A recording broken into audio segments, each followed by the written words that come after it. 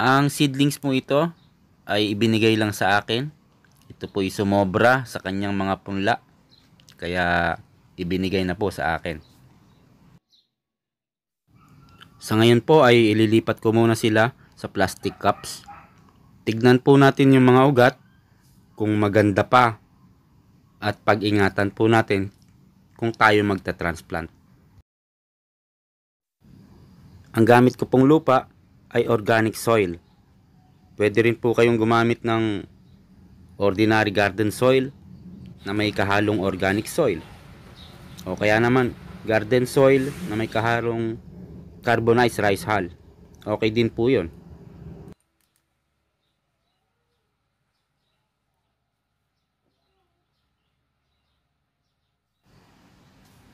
And then after po mag-transplant ay diligan po.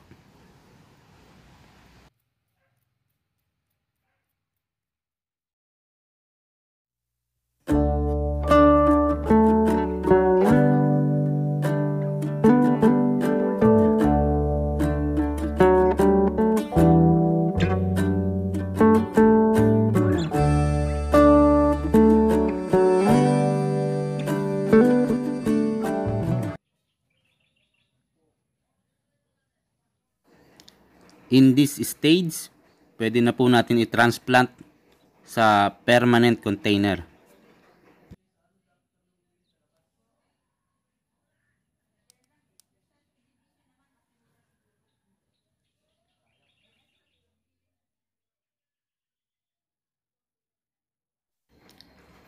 Garden soil lang po ang gamit ko dyan mga kahardin. Pero maganda pong lupa yan. Kasi galing po yan sa bukid, sa palayan. So doon ko siya kinuha. And then, buhaghag po ang lupa na yan. So yun ang isa sa importante. Ano po? Kailangan po kung magtatanim tayo sa container, ay buhaghag ang lupa. And make sure po na yung butas sa mga container natin ay maayos.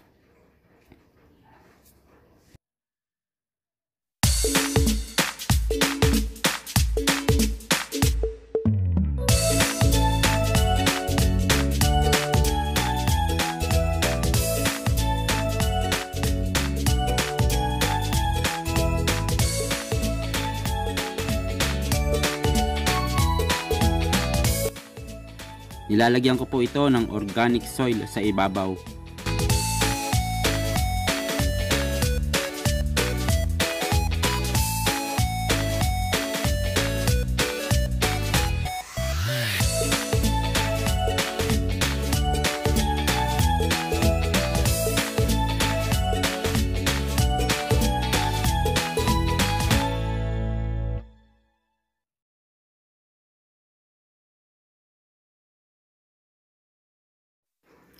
Kapag po container gardening, medyo matagal po.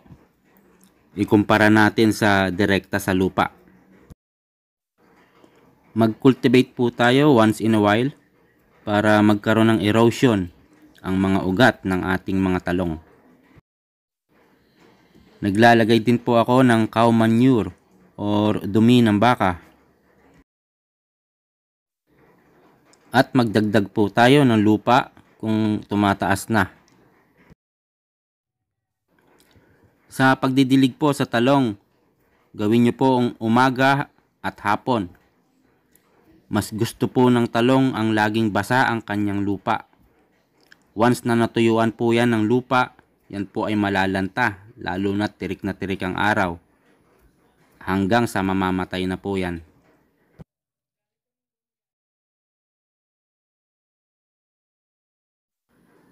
Nilalagyan ko rin po sila ng carbonized rice hull.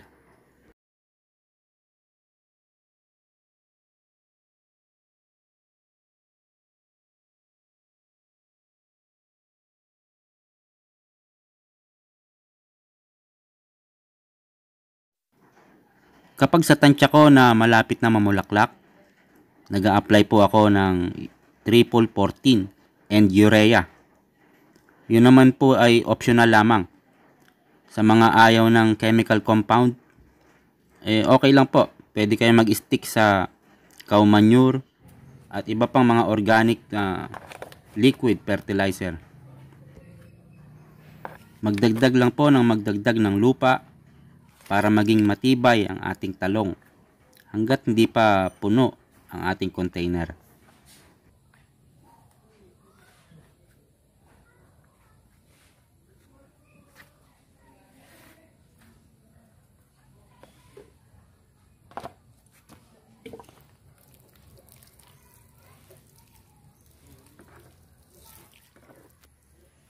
Alright, mga kahardin, may napansin ako. Ito, parang bulaklak. Bulaklak na yan. 2, 3, parang 4. Namulaklak na siya. Itong isa, wala pa.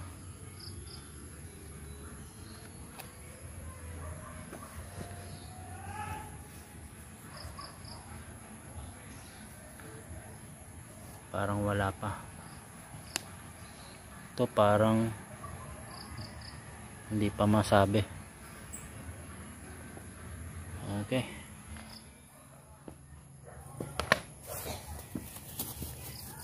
Kailangan po natin mag-apply ng triple 14. Yan, mga ganyan karami.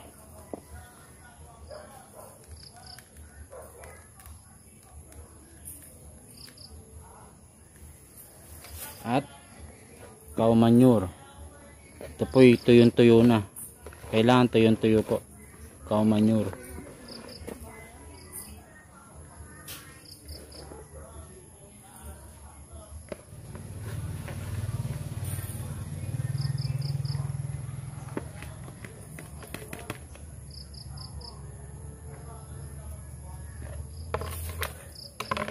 And then, didiligan.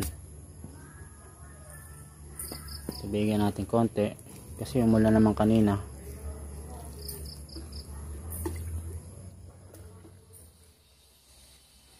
Ang dinidilig ko po dyan ay FFJ, fermented fruit juice.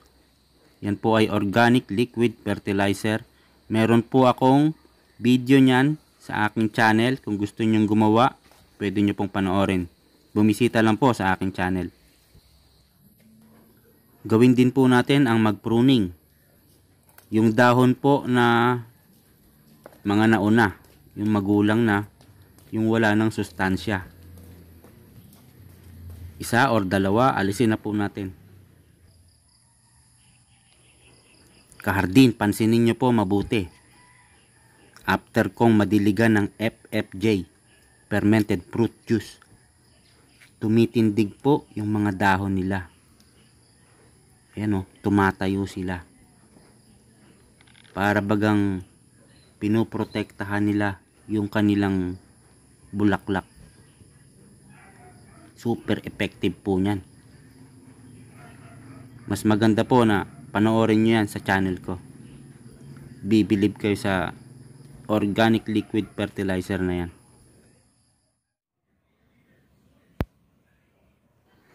Kapag napansin nyo po, ang bulaklak ng inyong talong ay katulad ng ganyang itsura, magtutuloy na po sa bunga yan.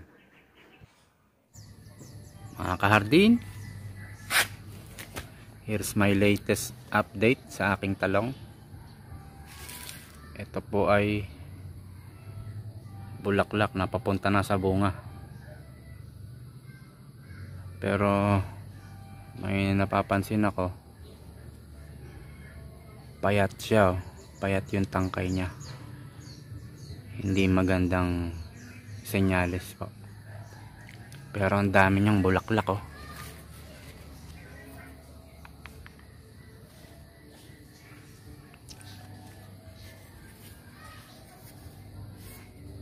Ito pang isa oh. Ang dami niya ring bulaklak. Ito ring isa.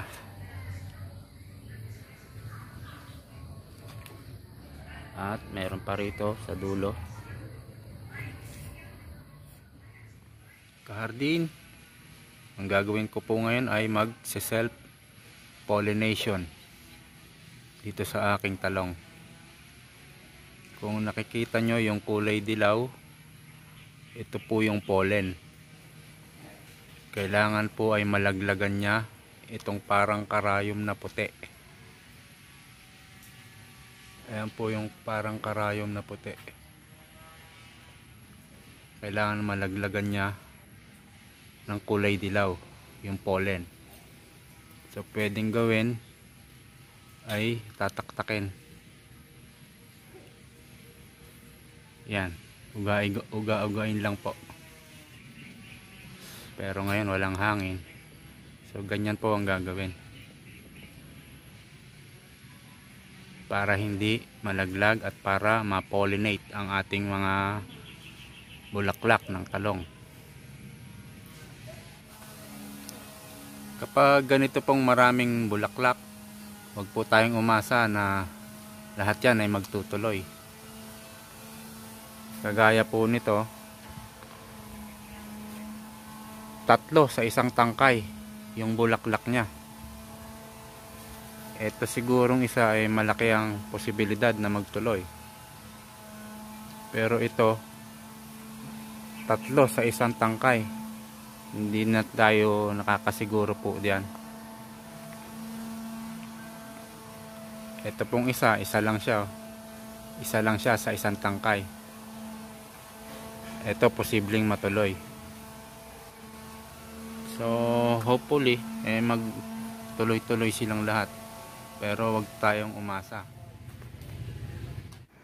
Isa po sa dahilan kung bakit nalalaglag ang mga bulaklak ay dahil po sa sobrang init.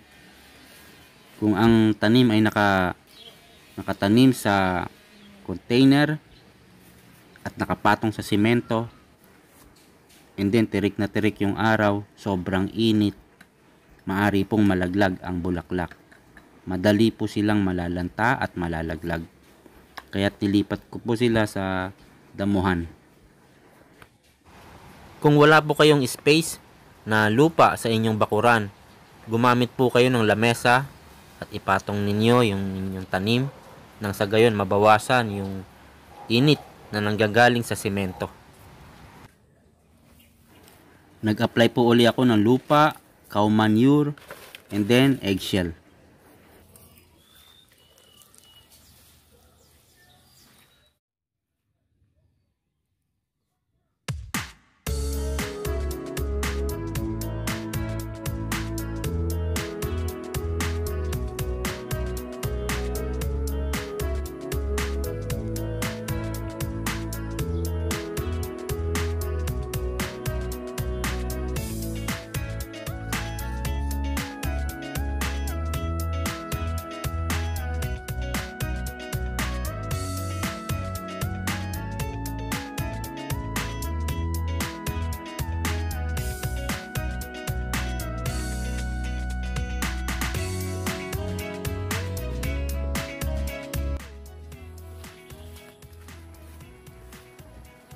Kahardin, ang dinidilig ko po ngayon ay FAA, Fish Amino Acid. Meron din po akong video niyan sa aking channel. Bumisita kayo at panoorin nyo kung nais nyong gumawa. Andyan po lahat ng step by step tutorial ng paggawa ng fish amino acid.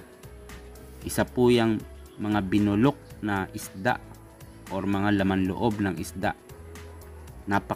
Napakagaling din po niyan mga kahardin. Sa lahat po ng mga viewers, ini-invite ko po kayo na mag-subscribe sa aking YouTube channel para sa mga informative videos, sa mga tips for gardening. Like and share the video kung nagustuhan nyo. At pwede rin po kayong mag-comment down below. So remember po mga kahardin, number 1 is water. Magdilig po tayo sa umaga at sa hapon. Mas gusto po ng talong ang laging basa ang kanyang lupa. Number 2, fertilizer. It's up to you, organic or non-organic. Basta pagdating sa turning stage, dire-diretso na po yan ang pag-apply nun. Maintenance na po yun dahil we're talking about container gardening. Number 3 is overheat. Yung sobrang init po, lalo na pag nasa rooftop gardening or nasa semento, walang masyadong space sa bakuran na lupa. Yun po ang iiwasan natin, ang overheat. Number 4, self-pollination. Self-pollination technique. Sa inyo pong lahat, maraming salamat sa panonood and looking forward to see you again in my next video.